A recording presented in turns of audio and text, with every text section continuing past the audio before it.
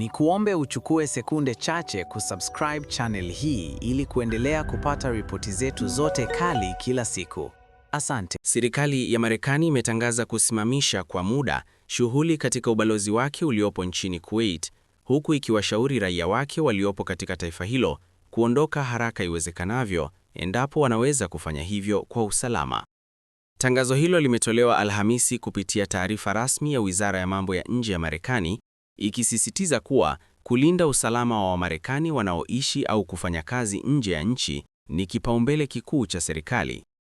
Kwa mujibu wa taarifa hiyo, licha ya kusimamishwa kwa shughuli za ubalozi, hakuna mfanyakazi yoyote wa Marekani aliyeripotiwa kujeruhiwa. Mamlaka zimeeleza kuwa hatua hiyo imechukuliwa kama tahadhari ya kuimarisha usalama wa raia na wafanyakazi wake kutokana na uwezekano wa hali ya taharuki katika eneo hilo. Serikali ya Marekani imeeleza kuwa imekuwa ikifuatilia kwa karibu mwenendo wa hali ya usalama katika ukanda wa Mashariki ya Kati na imeona ni busara kuchukua hatua za mapema ili kuwalinda raia wake dhidi ya hatari zinazoweza kujitokeza. Kusimamishwa kwa shughuli za ubalozi kumeelezwa kuwa ni hatua ya muda inayolenga kutoa nafasi ya tathmini zaidi ya hali ya usalama kabla ya maamuzi mengine kufanyika. Aidha, wizara hiyo imewahimiza raia wote wa Marekani waliopo Kuwait kuanza kufanya maandalizi ya kuondoka nchini humo iwapo watapata fursa salama ya kufanya hivyo.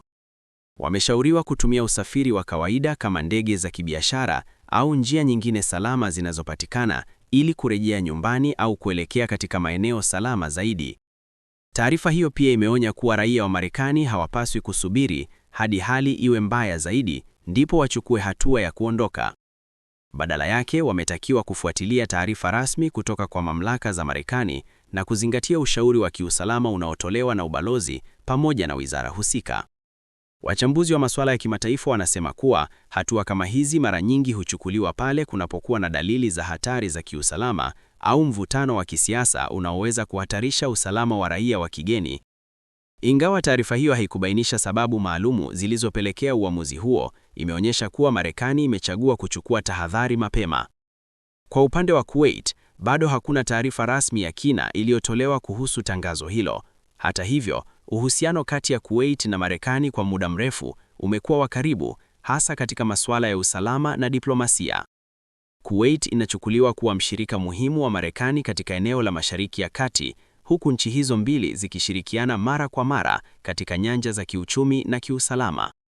Kwa sasa, mamlaka za Marekani zinaendelea kufuatilia kwa karibu hali ya usalama katika ukanda huo, zikisisitiza kuwa lengo kuu ni kuhakikisha usalama wa raia na wafanyakazi wake walioko nje ya mipaka ya Marekani. Serikali imeahidi kutoa taarifa zaidi kadri hali itakavyokuwa ikiendelea na tathmini mpya za usalama zitakapofanyika kuhusu uwepo wa Wamarekani nchini Kuwait.